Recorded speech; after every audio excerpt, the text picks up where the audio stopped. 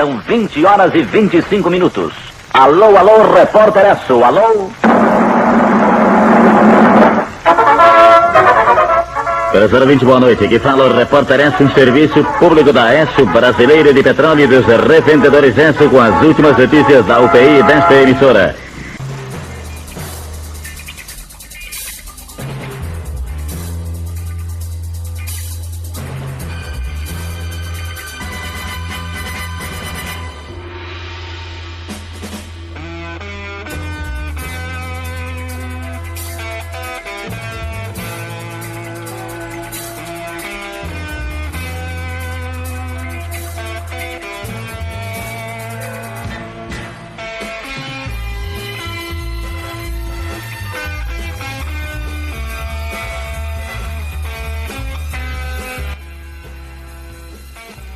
A ideia do vídeo de hoje é refazer um caminho muito antigo que interligava dois lugares distintos, a saber, as terras sagradas de Passa Três ou Cesário Lange com o sertão do Rio da Várzea. Neste bucólico percurso de longa extensão, usarei como apoio uma simples bicicleta e haverá partes que farei a pé, como de costume, para melhor contemplar toda a paisagem. Também retomarei aqui partes fragmentadas da antiga capela da Cruz Preta, local ermo do qual já apresentei um vídeo mais antigo aqui no canal, intitulado Caminhada Noturna com os Fantasmas da Cruz Preta. Este pitoresco lugar, lendário por carregar ao longo do tempo, em remotas histórias, os mais curiosos causos de assombrações, era provavelmente um local onde eram sepultados algumas pessoas em tempos bastante antigos, pois segundo o ilustre pesquisador, o senhor Fernando Antônio Batista de Almeida, em memória, uma antiga tradição no lugar onde hoje se encontra a capelinha da Cruz Preta, no antigo caminho de Cesário Lange a Pereiras, teria sido um cemitério onde sepultavam-se pobres, crianças e escravos. Teria sido este o primeiro cemitério de Passa Três, embora fosse clandestino. Pessoal, tempos atrás eu apresentei um vídeo aqui na plataforma Legiões de Apolo, muito interessante, que se intitulava Caminhada Noturna com os Fantasmas da Cruz Preta.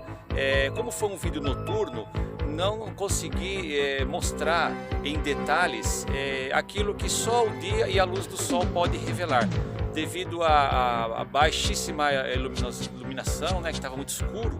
Então não aparecia direito as imagens que eu queria estar mostrando para vocês. Mas hoje eu retorno aqui para mostrar de dia a Capela da Cruz Preta, aqui nas terras de Passa Três. Eu vou estar mostrando para vocês então a Capelinha da Cruz Preta, que fica aqui na entrada do bairro do Rio da Vargem.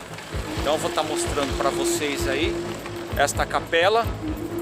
É bem interessante esta capela da Cruz Preta, onde então eu vim aí durante a noite, né, filmar aqui e não dava para ver quase nada, mas hoje vai dar para a gente ver. Vamos dar uma olhada lá. Já estamos chegando nela. Vai ser bem legal. Tá um dia muito bonito hoje, dia de sol, nós chegamos.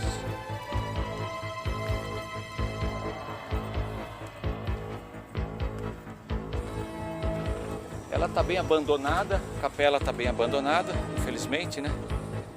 E tem muito lixo também aqui, acho que o pessoal aqui pega pesado, né? Vamos entrar lá dentro para a gente dar uma olhada. Vou virar aqui para mostrar para vocês aí.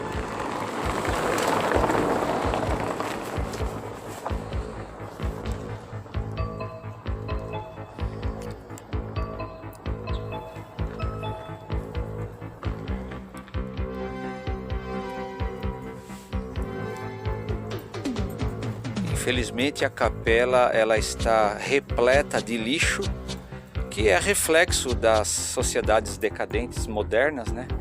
ela está repleta de lixo e entulho, né? E muito mal cuidada também, né? A gente vê que ela está bem mal cuidada. E é uma pena, né? Porque esse era um local histórico da cidade. Deveria ter um pouco mais de critério de limpeza, né? E não tá assim não. Olha como é que tem lixo aqui. Olha quanto lixo, infelizmente.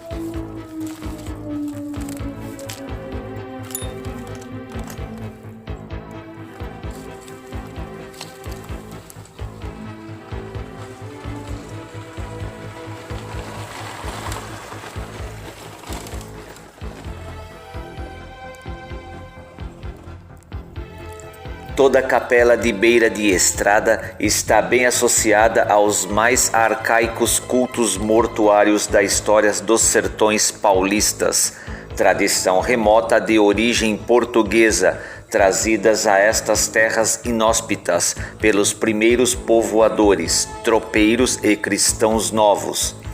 As fantásticas histórias de assombrações, os causos horripilantes contados pelos mais antigos é parte fundamental deste cenário bastante incomum para os dias atuais. A antiga capela da Cruz Preta, apesar de seu abandono às margens de cruzamentos de estradões de terras, ainda é referência e ponto de localização dos caminheiros. Infelizmente, o espaço que separa ela, com uma cerca de madeira, está abarrotado de entulho e de muito lixo de longa data, e não tem aquilo que mais deveria se ter neste lugar sagrado, que é o zelo pelo patrimônio histórico, o respeito e a preservação das imagens católicas e a limpeza e manutenção adequadas ao seu culto e memória. Porém, é na simplicidade que está impregnada a fervorosa fé católica apostólica romana dos mais antigos, aqueles que, ao passarem por aqui, paravam para uma oração em ato de fé e contrição, rezavam um terço, benziam-se e ofereciam o seu culto a Jesus Cristo.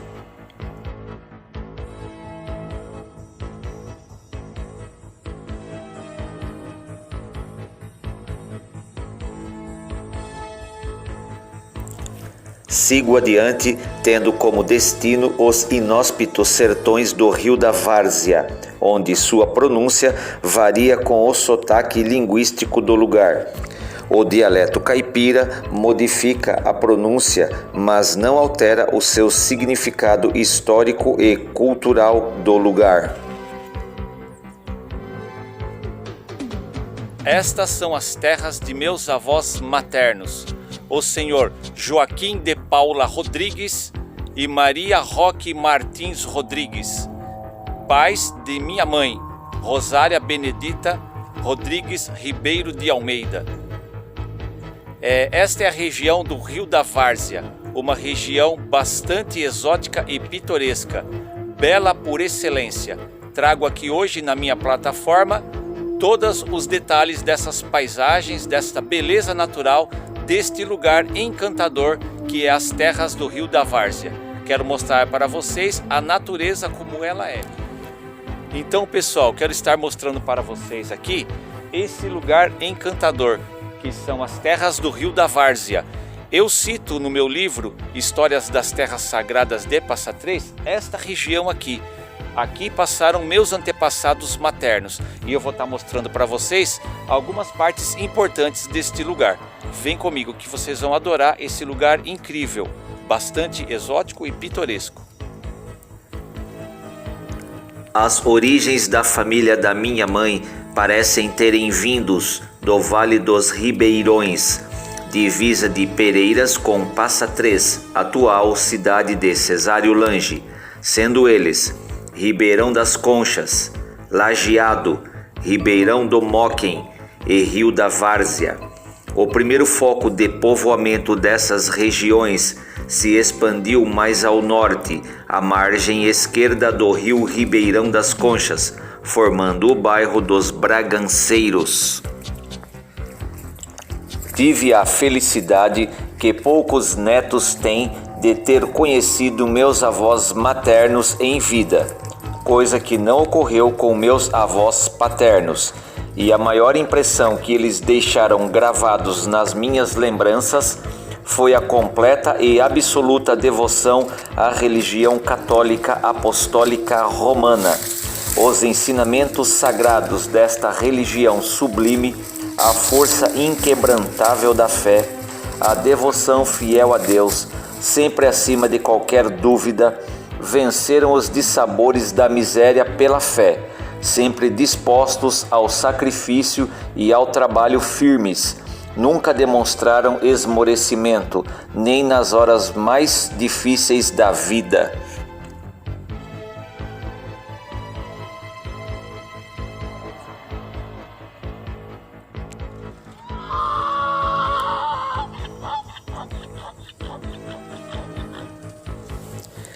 Eis-me aqui diante do cenário pitoresco dos sertões paulistas. Animais de sítios são atrações que se misturam à paisagem diante dos meus olhos.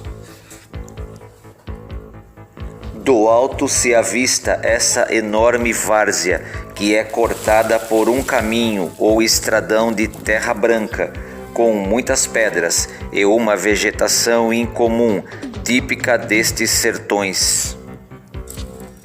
O exótico vale do Ribeirão das Conchas era constituído de glebas de terras que iam desde a serrinha de Porangaba até a foz do rio Tietê em Conchas, e desde o ano de 1829, grupos de sertanistas vão avançando com a povoação em duas frentes distintas, sendo uma delas compostas por gente oriunda de Bragança e outro grupo por europeus, italianos e espanhóis. Alguns sobrenomes como os Rodrigues, os Martins, os Fiusas, os Fernandes, os Mirandas, os Quebras, os Campos, os Rossi, os Pérez, os Arrudas, os Trevisan, entre outros sobrenomes, estão nesses grupos dispersos, fazendo parte deste contingente de sertanistas e povoadores, muitos deles católicos fervorosos e devotos de São Roque e de Nossa Senhora do Carmo. Hora de ouvir os sons da natureza do sertão, das terras inóspitas do Rio da Várzea. A música alegre que se produz, os ruídos e os cantos de pássaros. Silêncio se faz no meu ser, minando a esperança da paz. Esta é a pureza deste lugar idílico.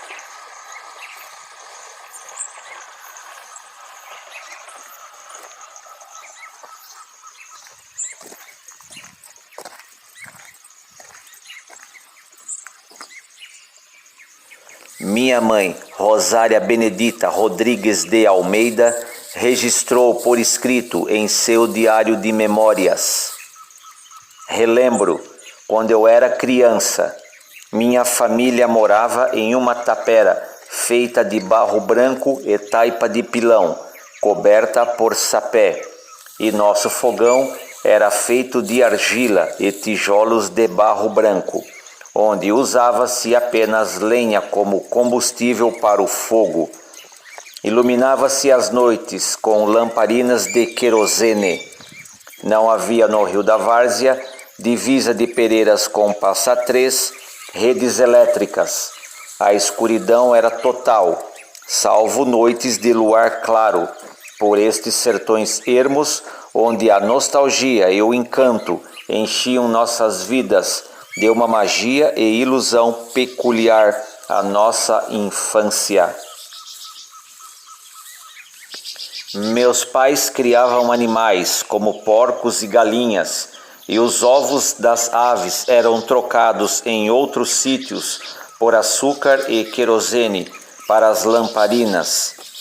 Passávamos por muitas necessidades e privações ilimitadas, mas a fé religiosa inabalável dos meus pais encontrava a vitalidade ideal dentro da Igreja Católica Romana, que nos fortalecia a todos nós de nossa família. Inclinado ao trabalho de lavoura, o senhor Joaquim de Paula Rodrigues, que foi meu legítimo pai, era empregado em uma fazenda próxima, onde, após o seu trabalho concluído diariamente, recebia seu salário merecido, porém, nem sempre retornava a casa nos horários esperados, mas acabava por encontrar com alguns camaradas e em rodas de amigos passavam horas cantando modas de viola e recomendas, o que era muito comum nos recantos destes sertões ermos. O exemplo da religiosidade devocional era tanto que ele ensinava as crianças do bairro a rezarem o terço, e todos nós reuníamos em volta do fogão de lenha à noite para rezar e contar causos de assombração até o sono chegar. Aí arrumávamos um estrado simples feito de bambu, forrado com sapé e alguns panos, e as crianças dormiam todas juntas, pois os cobertores eram escassos. Haviam noites em que eu perdia o sono e que ficava acordada, deitada em silêncio, quando de repente Ouvia-se passos pela casa, sem que ninguém tivesse acordado, o que enchia-me de um terror indescritível. Aos domingos e dias santos, o grande momento desses dias eram as preparações e o longo caminho a seguir a pé pelo estradão de terra, até chegar em Passa Três, na igreja de Santa Cruz, para assistir à missa, que era regida ordenadamente e com muito carisma pelo Frei Nuno Alves Correia, que, segundo nos relatou nosso emérito e ilustre pesquisador Fernando Batista de Almeida, foi nascido em Cesarulange em 7 de novembro de 1924. Foi filho de Antônio Alves Correia e Anas das Dores Fiuza. Bom, pessoal, me encontro aqui na região do Rio da Várzea e estou aqui contemplando o pôr do sol nesse lugar incrível, esse lugar encantador, bem exótico e pitoresco. As terras daqui são bastante... O barro daqui, ele é branco, é bem interessante, essa é uma das características deste lugar.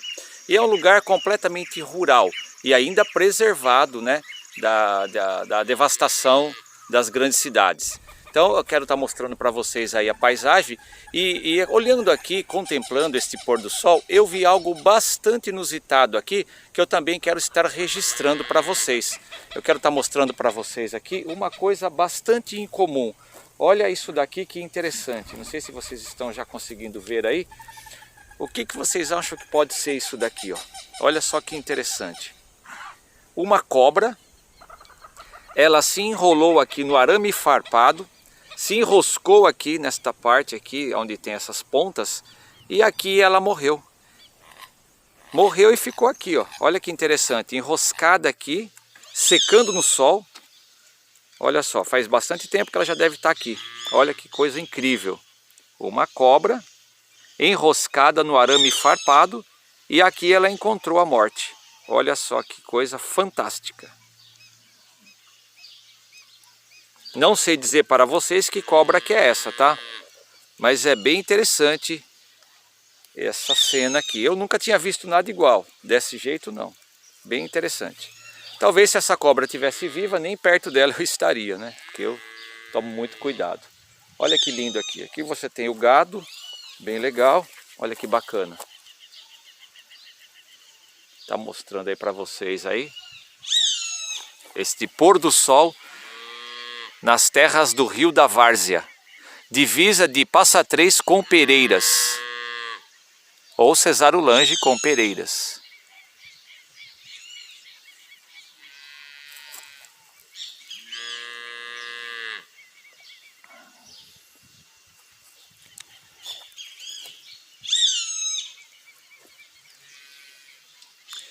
Bem interessante esse lugar, muito bonito. Foi muito legal retomar aí as filmagens aí, externas, né? Porque já fazia um tempo que eu não aparecia aqui no canal. E hoje então retomando aí as filmagens externas, já logo de cara num lugar bem legal.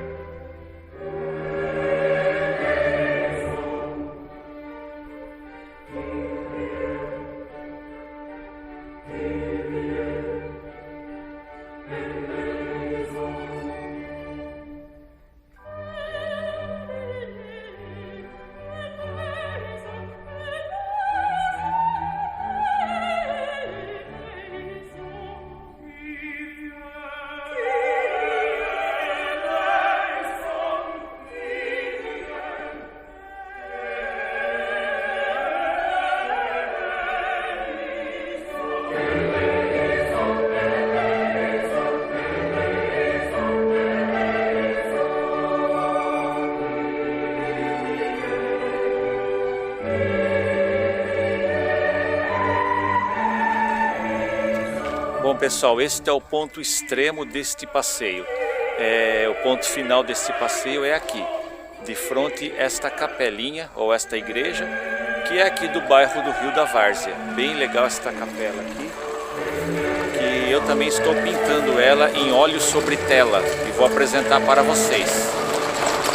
É bem interessante essa paisagem, porque ela remonta um passado bastante pessoal, né, bastante familiar, que é o passado da família da minha mãe, que viveu aqui nessas terras aqui. Então é muito emocionante e ao mesmo tempo é muito gostoso estar aqui nesse lugar.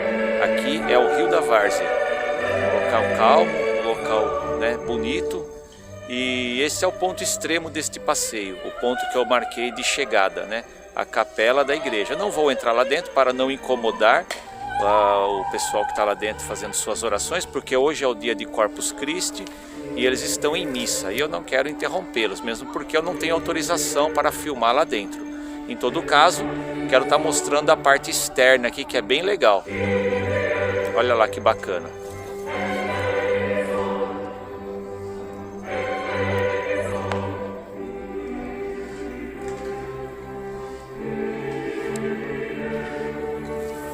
Vou fazer um 360 graus aqui para vocês verem aqui em volta também, né, que é bem legal.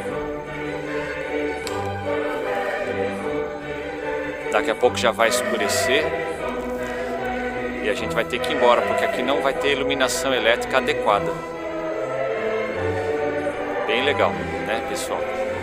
Então, e eu também filmei, além de eu ter filmado esse lugar, da outra vez que eu vim aqui, eu fotografei e estou pintando também uma tela que eu vou estar apresentando aqui nesse documentário, uma tela desta igreja, desta paisagem aqui, que é bem interessante também.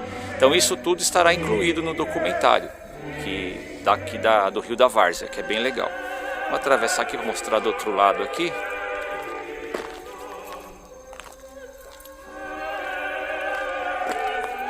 Podia continuar para lá, mas vai ficar muito longe, a gente já está bem distante do ponto de partida, né? Pois para retornar vai ser um pouco sacrificante, né? Vai ser um pouco difícil, porque tem aquela subida também lá que a gente vai ter que passar, então é isso daí. Minha mãe também escreveu em seu diário de memórias e relatou o seguinte: havia a casa da minha avó, Dona Joaquina Quebra, muito próximo à Tapera, em que morávamos, e lá tinha um poço de água muito fresca, do qual minha mãe, Dona Maria Roque Martins Rodrigues, sempre buscava água em uma enorme lata e trazia, equilibrando este recipiente cheio de água na cabeça. Em uma destas manhãs de sol alto, o meu irmão mais velho, que gostava de aprontar suas brincadeiras e estrepulias e dar sustos nos outros, Antônio Rodrigues, arriscou um fósforo e jogou aceso sobre a palha do sapé seca da cobertura da tapera, o que quase de imediato pegou fogo. Minha mãe, vendo o perigo, imediatamente pegou a lata cheia de água que havia trazido do poço da casa da minha avó, Joaquina Quebra, e atirou-a em cima das chamas, evitando uma das maiores tragédias na tapera onde morávamos. Depois deste ocorrido, ainda exclamou que foi por um milagre que a tapera não pegou fogo por inteira, e porque aquele lar tinha também de fato a proteção de Deus e do manto sagrado de Nossa Senhora do Carmo, por causa do escapulário guardado dentro da tapera, na cabeceira da cama de sapé, onde dormíamos todos. Havia também uma mata bem fechada nas proximidades do Rio da Várzea, do proprietário Juca Miranda. Sabe-se, por registros antigos, que a família Miranda também é uma das pioneiras nestas terras e sertões remotos, e que nessa mata minha avó Maria Roque Martins catava muita lenha para acender o seu fogão. Levantava bem cedo e com uma foice e um machado em suas mãos lenhava, o suficiente para passar mais de uma semana. Às vezes voltava para casa com uma caça em mãos, de animais silvestres, o que tornava-se um banquete para toda a família durante vários dias seguidos. Chegou a caçar um lagarto e, quando foi cortar o animal para o preparo ao fogão, ao abrir a sua barriga, encontrou uma cobra coral enorme que o lagarto havia devorado horas antes de ser também caçado e abatido.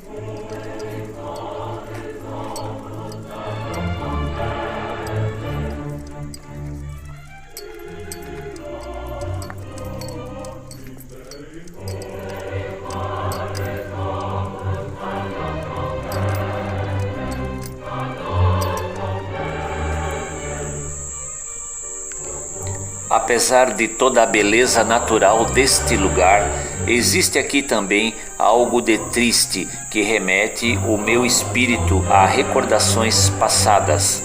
Aqui viveram meus queridos tios e tias, a maioria também falecidos. Helena, Luzia, Antônio, Rosário, Margarida, Benedito e minha querida mãe, além de meus avós e bisavós. Desapareceram no tempo, deixando para trás uma linda história que não deve ser jamais esquecida e que se dissolve no heroísmo e na devoção religiosa da fé.